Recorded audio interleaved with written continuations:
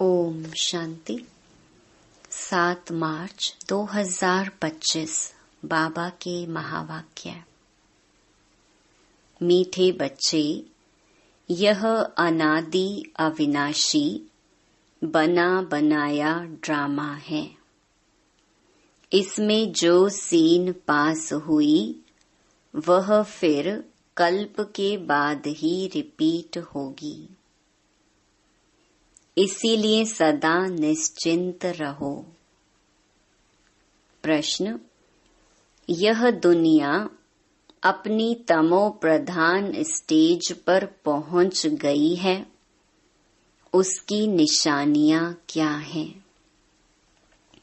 उत्तर: दिन प्रतिदिन उपद्रव होते रहते हैं। कितनी घमसान हो रही है। चोर कैसे मार पीट कर लूट ले जाते हैं। बिना मौसम बरसात पड़ती रहती है। कितना नुकसान हो जाता है। यह सब तमो प्रधानता के चिन्ह हैं। तमो प्रधान प्रकृति दुख देती रहती है। तुम बच्चे ड्रामा के राज को जानते हो, इसीलिए कहते हो नथिंग न्यू। ओम शांति। अभी तुम बच्चों पर ज्ञान की वर्षा हो रही है। तुम हो संगम युगी और बाकी जो भी मनुष्य हैं वह सब हैं कलयुगी। इस समय दुनिया में अनेक मत मतांतर हैं। तुम बच्चों की तो है एक मत।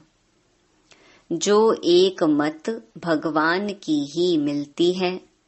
वे लोग भक्ति मार्ग में जप तप तीर्थ आदि जो कुछ करते हैं वह समझते हैं यह सब रास्ते भगवान से मिलने के हैं।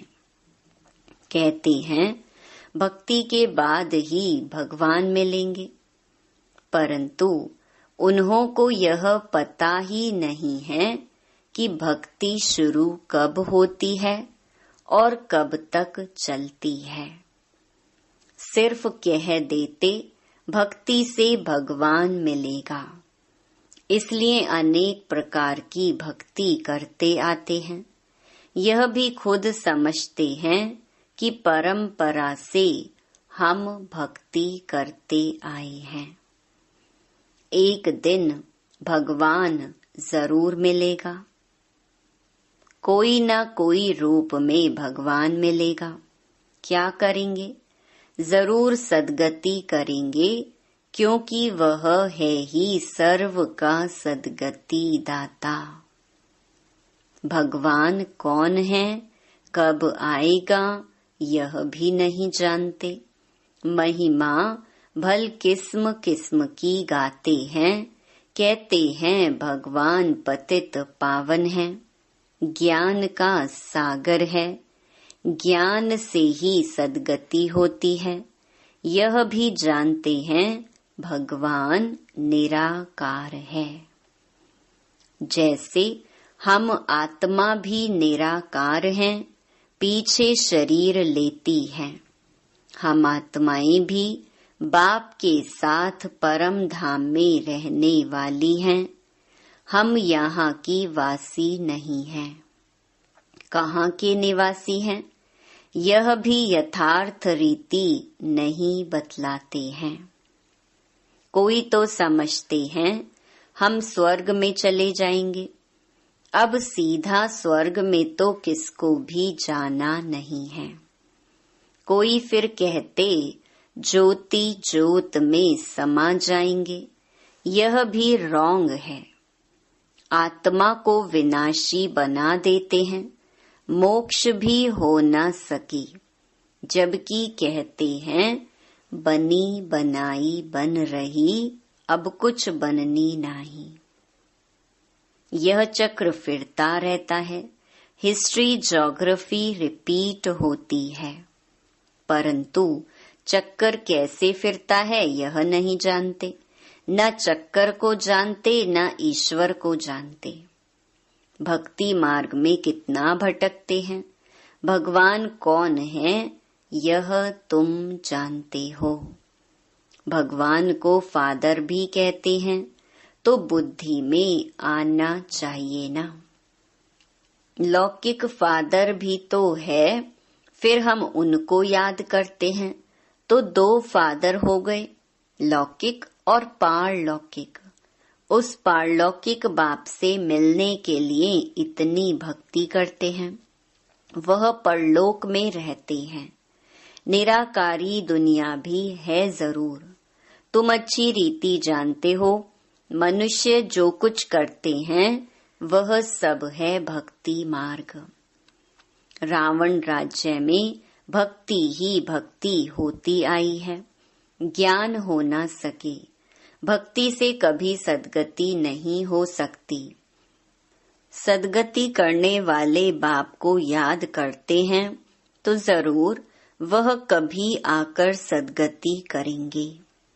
तुम जानते हो यह बिल्कुल ही तमो प्रधान दुनिया है। सतो प्रधान थे, अभी तमो प्रधान है। कितने उपद्रव होते रहते हैं। बहुत घमसान हो रही है। चोर भी लूटते रहते हैं। कैसे कैसे मार पीट कर चोर पैसे लूट ले जाते हैं। ऐसी ऐसी दवाइयां हैं जो सुंघाकर बेहोश कर देते हैं। यह है रावण राज्य।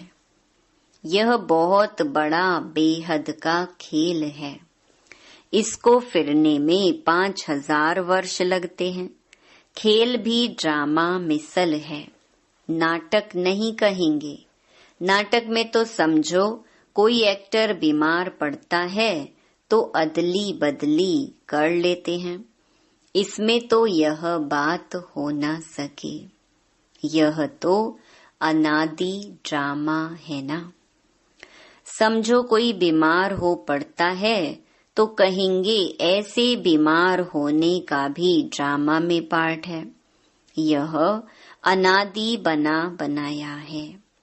और किसको तुम ड्रामा कहो तो मूंझ जाएंगे। तुम जानते हो यह बेहद का ड्रामा है। कल्प बाद फिर भी यही एक्टर्स होंगे। जैसे अभी बरसात आदि पड़ती है, कल्प बाद फिर भी ऐसे ही पड़ेगी। यही उपद्रव होंगे। तुम बच्चे जानते हो ज्ञान की बरसात तो सभी पर पड़ नहीं सकती है, लेकिन यह आवाज सभी के कानों तक अवश्य जाएगा कि ज्ञान सागर भगवान आया हुआ है। तुम्हारा मुख्य है योग। ज्ञान भी तुम सुनते हो, बाकी बरसात तो सारी दुनिया में पड़ती है। तुम्हारे योग से स्थायी शांति हो जाती है। तुम सबको सुनाते हो कि स्वर्ग की स्थापना करने भगवान आया हुआ है, परंतु ऐसे भी बहुत हैं जो अपने को भगवान समझ लेते हैं। तो तुमको फिर कौन मानेगा। इसीलिए बाप समझाते हैं कोटों में कोई निकलेंगे। तुम्हारे में भी नंबरवार जानते हैं भगवान बाप आया हुआ है। बाप से तो वर्षा लेना चाहिए ना। कैसे बाप को याद करो वह भी समझाया है। अपने को आत्मा समझो। मनुष्य तो देह अभिमानी बन गए हैं। बाप कहते हैं मैं आता ही तब हूँ जब सभी मनुष्य आत्माएं पतित बन जाती हैं। तुम कितने तमो प्रधान बन गए हो। अब मैं आया हूँ तुमको सतो प्रधान बनाने। कल्प पहले भी मैंने तुमको ऐसे समझाया था। तुम तमो प्रधान से सतो प्रधान कैसे बनेंगे। सिर्फ मुझे याद करो। मैं आया हूँ तुमको अपना और रचना का परिचय देने। उस बाप को सभी याद करते ही हैं। रावण राज्य में आत्मा अपने बाप को याद करती है। बाप है ही अशरीरी, बिंदी है ना। उनका नाम फिर रखा गया है। तुमको कहते हैं सालीग्राम और बाप को कहते हैं शिव। तुम बच्चों का नाम शरीर पर पड़ता है। बाप तो है ही परम आत्मा। उनको शरीर तो लेना नहीं है। उसने इनमें प्रवेश किया है। यह ब्रह्मा का तन है। इनको शिव नहीं कहेंगे। आत्मा नाम तो तुम्हारा है ही, फिर तुम शरीर में आते हो। वह परम आत्मा है, सभी आत्माओं का पिता। तो सभी के दो बाप हो गए, एक निराकारी एक साकारी। इनको फिर अलौकिक वंडरफुल बाप कहा जाता है। कितने ढेर बच्चे हैं। मनुष्यों को यह समझ में नहीं आता है। प्रजापिता ब्रह्मा कुमार कुमारियां इतने ढेर हैं, यह क्या है? किस प्रकार का यह धर्म है? समझ नहीं सकते। तुम जानते हो यह कुमार कुमारी प्रवृत्ति मार्ग का अक्षर है ना।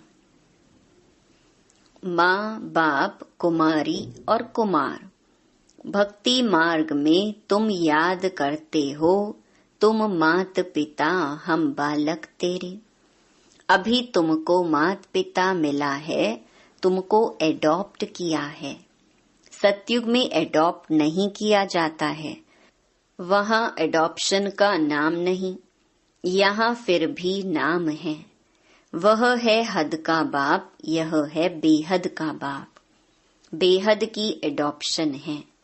यह राज बहुत ही गुहिया समझने लायक है। तुम लोग पूरी रीति किसको समझाते नहीं हो।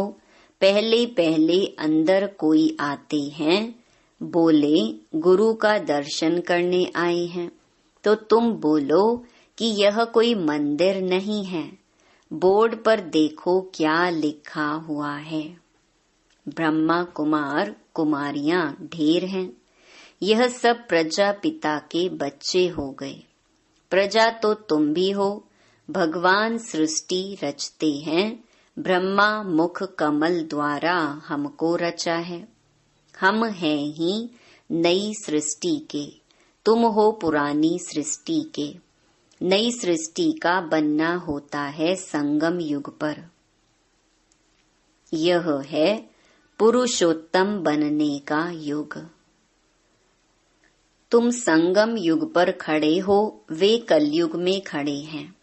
जैसे कि पार्टीशन पड़ गई है। आजकल तो देखो कितनी पार्टीशन है। हर एक धर्म वाला समझते हम अपनी प्रजा को संभालेंगे, अपने धर्म को, हम जिन्स को सुखी रखेंगे। इसीलिए हर एक कहते हैं हमारी स्टेट से यह चीज बाहर ना जाए। आगे तो राजा का सारी प्रजा पर हुक्म चलता था। राजा को माई बाप अन्नदाता कहते थे। अभी तो राजा रानी कोई है नहीं। अलग अलग टुकड़े हो गए हैं। कितने उपद्रव होते रहते हैं। अचानक बाढ़ आ जाती है, भूकंप होते रहते हैं। ये सब है दुख का मौत। अभी तुम ब्राह्मण समझते हो कि हम सब आपस में भाई भाई हैं, तो हमें आपस में बहुत बहुत प्यार से शीरखंड होकर रहना है। हम एक बाप के बच्चे हैं, तो आपस में बहुत प्यार होना चाहिए। राम राज्य में शेर बकरी जो एकदम पक्के दुश्मन हैं, वह भी इकट्ठे पानी पीते हैं। यहाँ तो देखो घर घर में कितना झगड़ा है। नेशन नेशन का झगड़ा आपस में ही फूट पड़ती है। अनेक मतें हैं। अभी तुम जानते हो हम सब ने अनेक बार बाप से वर्षा लिया है और फिर गंवाया है। अर्थात रावण पर जीत पाते हैं और फिर हारते हैं। एक बाप की श्रीमत पर हम विश्व के मालिक बन जाते हैं, इसीलिए उनको ऊंच ते ऊंच भगवान कहा जाता है। सर्व का दुख हरता सुख करता कहा जाता है। अभी तुमको सुख का रास्ता बता रहे हैं। तुम बच्चे आपस में शीरखंड होने चाहिए। दुनिया में आपस में सभी हैं लून पानी, एक दो को मारने में देरी नहीं करते। तुम ईश्वरीय औलाद तो शीरखंड होने चाहिए। तुम ईश्वरीय संतान देवताओं से भी ऊंच ठहरे। तुम बाप के कितने मददगार बनते हो। पुरुषोत्तम बनाने के मददगार हो तो यह दिल में आना चाहिए। हम पुरुषोत्तम हैं तो हमारे में वह दैवी गुण है। आसुरी गुण है तो वह फिर बाप का बच्चा तो कहला न सके। इसीलिए कहा जाता है सतगुरु का निंदक ठौर न पाए। वह कलयुगी गुरु फिर अपने लिए कहकर मनुष्यों को डरा देते हैं, तो बाप बच्चों को समझाते हैं सपूत बच्चे वह हैं जो बाप का नाम बाला करते हैं, शीरखंड हो रहते हैं। बाप हमेशा कहते हैं शीरखंड बनो। लून पानी हो आपस में लड़ो झगड़ो नहीं। तुमको यहाँ शीरखंड बनना है। आपस में बहुत लव चाहिए क्योंकि तुम ईश्वरीय औलाद हो ना। ईश्वर मोस्ट लवली है, तब तो उनको सभी याद करते हैं। तो तुम्हारा आपस में बहुत प्यार होना चाहिए, नहीं तो बाप की इज्जत गंवाते हो। ईश्वर के बच्चे आपस में लून पानी कैसे हो सकते, फिर पद कैसे पा सकेंगे। बाप समझाते हैं आपस में शीरखंड हो रहो, लून पानी होंगे तो कुछ भी धारणा नहीं होगी। अगर बाप के डायरेक्शन पर नहीं चलेंगे तो फिर ऊंच पद कैसे पाएंगे। देह अभिमान में आने से ही फिर आपस में लड़ते हैं। देही अभिमानी हो तो कुछ भी खिटपिट ना हो। ईश्वर बाप मिला है तो फिर दैवी गुण भी धारण करने हैं।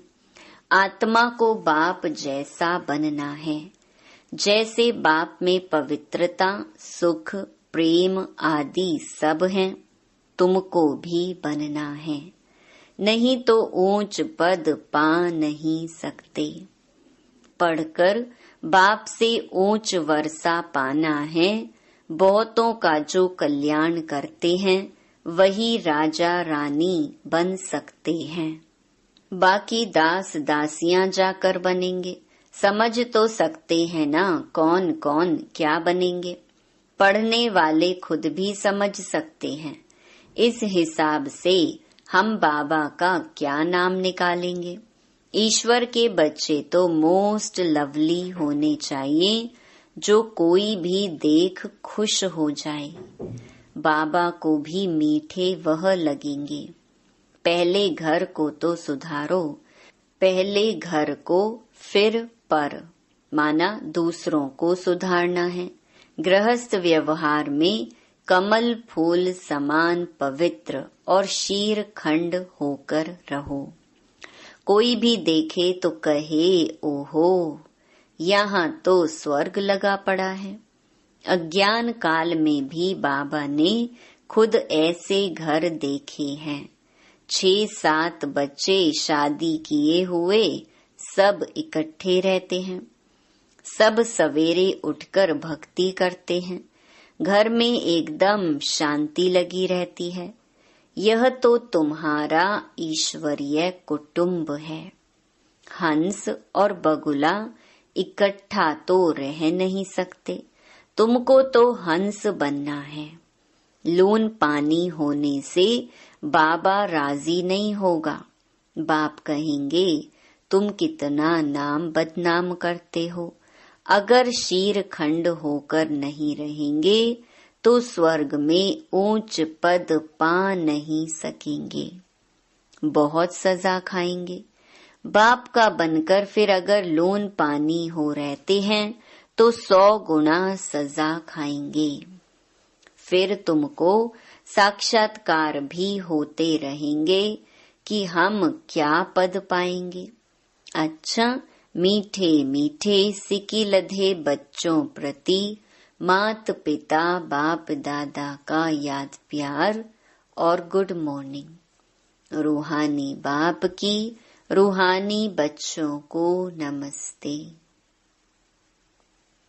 धारणा के लिए मुख्य सार।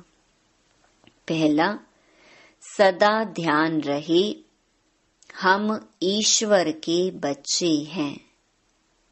हमें मोस्ट लवली होकर रहना है। आपस में कभी भी लोन पानी नहीं होना है। पहले अपने को सुधारना है, फिर दूसरों को सुधारने की शिक्षा देनी है। दूसरा, जैसे बाप में पवित्रता, सुख, प्रेम आदि सब गुण हैं, ऐसे बाप समान बनना है। ऐसा कोई कर्म नहीं करना है जो सतगुरु का निंदक बने। अपनी चलन से बाप का नाम बाला करना है। वरदान, बाप और प्राप्ति की स्मृति से सदा हिम्मत उल्लास में रहने वाले एक रस अचल भव। बाप द्वारा जन्म से ही जो प्राप्तियां हुई हैं, उनकी लिस्ट सदा सामने रखो। जब प्राप्ति अटल अचल है तो हिम्मत और उल्लास भी अचल होना चाहिए। अचल के बजाय यदि मन कभी चंचल हो जाता है, वह स्थिति चंचलता में आ जाती है, तो इसका कारण है कि बाप और प्राप्ति को सदा सामने नहीं रखते। सर्व प्राप्तियों का अनुभव सदा सामने व स्मृति में रहे तो सब विघ्न खत्म हो जाएंगे। सदा नया उमंग, नया उल्लास रहेगा। स्थिति एकरस और अचल रहेगी। स्लोगन, किसी भी प्रकार की सेवा में सदा संतुष्ट रहना ही अच्छे मार्क्स लेना है। अव्यक्त इशारे, सत्यता और सभ्यता रूपी कल्चर को अपनाओ। आप ब्राह्मण बच्चे बहुत बहुत रॉयल हो। आपका चेहरा और चलन दोनों ही सत्यता की सभ्यता अनुभव कराएं। वैसे भी रॉयल आत्माओं को सभ्यता की देवी कहा जाता है। उनका बोलना, देखना, चलना, खाना पीना, उठना बैठना, हर कर्म में सभ्यता, सत्यता स्वतः ही दिखाई देती है। ऐसे नहीं कि मैं तो सत्य को सिद्ध कर रहा हूँ और सभ्यता हो ही नहीं, तो यह राइट नहीं है। अच्छा, ओम शांति।